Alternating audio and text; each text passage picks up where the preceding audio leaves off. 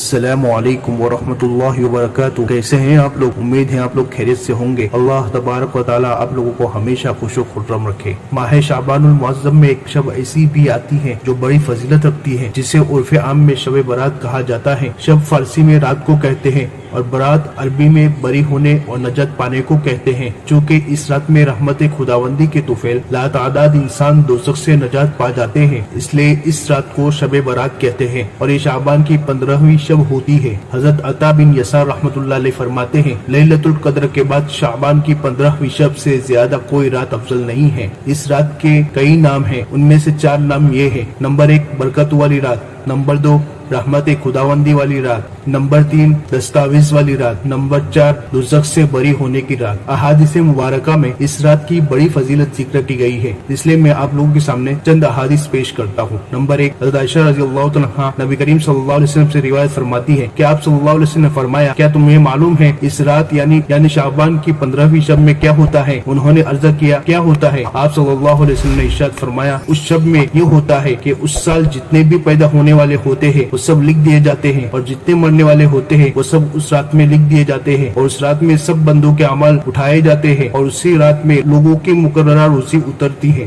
حدیث نمبر 2 حضرت علی رضی اللہ عنہ فرماتے ہیں کہ نبی کریم صلی اللہ علیہ وسلم نے ارشاد فرمایا، جب نصف شعبان کی رات آئے تو رات کو جاگو اور نماز پڑھو اور دن میں روزہ رکھو، اس لیے کہ اللہ تبارک و تعالیٰ اس رات کو غروب آفتاب کے وقت سے ہی پہلے آسمان پر تجلی فرماتے ہیں اور ارشاد فرماتے ہیں، ہے کوئی بندہ جو مجھ سے مغفرت طلب کرے اس کی مغفرت کر دوں، ہے کوئی رزق مانگنے والا میں اس کو رزق دوں، ہے کوئی مصیبت میں گرفتار کہ میں اسے مصیبت سے عافیت دوں۔ اس طرح کے مختلف حاجت مندوں کو اللہ تبارک و تعالیٰ پکارتے رہتے ہیں۔ یہ صدائے عام صبح صادق تک برابر جاری رہتی ہے۔ یہ ابن ماجہ شریف کی روایت ہے۔ حدیث نمبر 3 حضرت عائشہ رضی اللہ عنہا فرماتی ہیں کہ ایک رات میں نے حضور اکرم صلی اللہ علیہ وسلم کو نہ پایا تو میں تلاش کے لیے نکلی، اب بقیع کے قبرستان میں موجود تھے۔ آپ صلی اللہ علیہ وسلم نے فرمایا کہ میرے پاس حضرت جبرائیل علیہ السلام آئے اور کہا کہ آج نصف شعبان کی رات ہے، اس میں اللہ تبارک و تعالیٰ اتنے لوگوں کو جہنم سے نجات دے گا جتنے قبیلے کلب کی بکریوں کے بال ہوتے ہیں۔ اور سن لیجئے، اس قبیلے میں یعنی قبیلے کلب میں جتنی بکریاں تھی اتنی بکریاں کسی کے پاس نہیں تھی، مگر چند بد نصیب شخصوں کی طرف اس رات میں بھی نظر عنایت نہ ہوگی۔ وہ کون کون ہے؟ نمبر 1 مشرک، نمبر 2 کیناور یعنی کینہ رکھنے والا، نمبر 3 ہے قطع رحمی کرنے والا،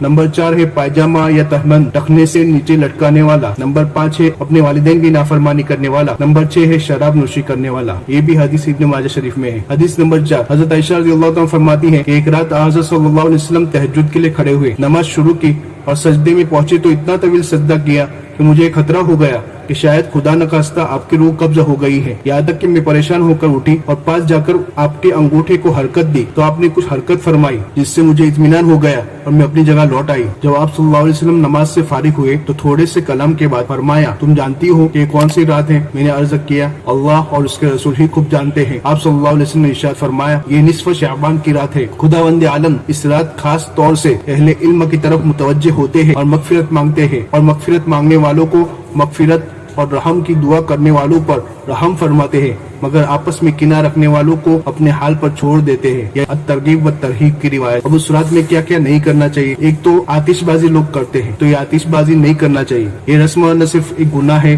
بلکہ اس میں دنیاوی تباہی اور مال کا بیجا اسراف اور ضیاع ہے، جس سے اللہ تبارک و تعالیٰ نے منع فرمایا ہے، وَلَا تُسْرِفُوا إِنَّهُ لَا يُحِبُّ الْمُسْرِفِينَ۔ اور فضول خرچی مت کرو، اللہ تبارک و تعالیٰ فضول خرچی کرنے والوں کو دوست نہیں رکھتے۔ اور دوسری جگہ فرمایا، فضول خرچی کرنے والے شیطان کے بھائی ہیں، نیز اس میں قوم کا اقتصادی نقصان ہے، اپنے بچوں اور پڑوسیوں کی جان خطرے میں ڈالنی ہے، اس کے علاوہ بے شمار نقصانات ہیں جن سے بچنا لازم ہے۔ دوسری غلطی یہ بھی کرتے ہیں کہ مسجدوں اور گھروں میں چراغ جلاتے ہیں، یہ رسم بھی نہایت کبھی ہے، نہایت بری چیز ہے۔ اس تاریخ میں زیادہ چراغ جلائے جائے، ایک تو اس میں اسراف ہے جو شرعاً ممنوع ہے، دوسرا کفار اور ہندوؤں کی مشابہت ہے جو سخت ناجائز اور حرام ہے۔ اگر یہ رقم غربا اور مساکین پر خرچ کی جائے تو باعث سے اجر و ثواب ہے۔ تیسری غلطی کیا کرتے ہیں عام طور پر؟ تیسری غلطی یہ ہے کہ اپنی طرف سے روایت گڑھ کر اس رات میں حلوہ پکانے کا انتظام کیا جاتا ہے، یہ بھی ناجائز اور قابل ترک ہے۔ ایک غلطی عام طور پر یہ بھی ہوتی ہے کہ بعض لوگ اس رات میں گھر لیپتے ہیں اور برتن بدلتے ہیں، یہ بھی ہندوؤں سے مشابہت ہے جو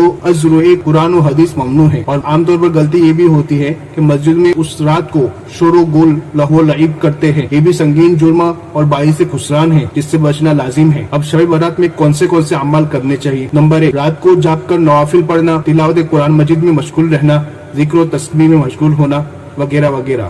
نمبر 2، مغفرت اور مقاصد دینیہ و دنیاویہ کی دعائیں مانگنا۔ نمبر 3، کبھی کبھی تنہا اس رات کو قبرستان جانا اور مرنے والوں کے لیے دعا و استغفار کرنا۔ نمبر 4، 15ویں تاریخ کو روزہ رکھنا۔ اہل سنت والجماعت ہمیشہ اس شب کی فضیلت و بزرگی کا اعتقاد رکھتے چلے آئے ہیں، چنانچہ علامہ ابن الحاج مالکی رحمۃ اللہ علیہ شب برات کے متعلق اسلاف کا نظریہ لکھتے ہیں کہ اسلاف اس کی بڑی تعظیم کرتے تھے اور اس کے آنے سے قبل ہی سے اس کے لیے تیار رہتے تھے۔ اب شب بیداری کے لیے اجتماع عام طور پر لوگ کرتے ہیں، یہ کیسا ہے؟ اس رات میں جاگنا ایک مستحب عمل ہے، بہتر یہ ہے کہ یہ عمل تنہا کیا جائے، یعنی اجتماع نہ کیا جائے، لوگوں کو جمع نہ کیا جائے۔ اس کے لیے مسجدوں میں ہرگز اجتماع نہ کیا جائے اور نہ ہی اجتماعی عبادت کی جائے۔ حضرات فقہاء کرام نے اسے مکروہ لکھا ہے، چنانچہ علامہ ابن نجیم مصری حنفی لکھتے ہیں فضیلت کی راتوں میں شب بیداری کے لیے مساجد میں اجتماع مکروہ ہے۔ علامہ حسن بن عمار رحمۃ اللہ علیہ لکھتے ہیں کہ فضیلت والی راتوں میں شب بیداری کا اجتماع کرنا چاہے مسجدوں میں ہو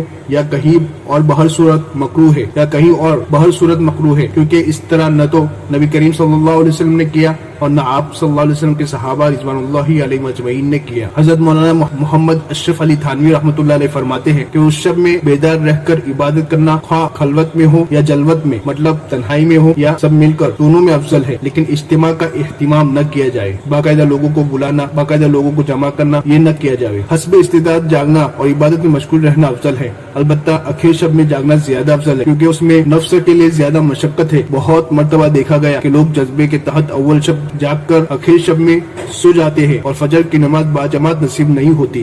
اس طرح کرنا غلط ہے۔ اللہ تعالیٰ نیک اعمال کی توفیق عطا فرمائے اور بدعات اور رسومات سے بچائے، آمین۔ ویڈیو اچھی لگی ہو آگے شیئر کر دیں اور تب تک اپنا اور اپنی فیملی کا خیال رکھیں۔ ملتے ہیں ایک نئی ویڈیو کے ساتھ انشاءاللہ۔ السلام علیکم۔ اللہ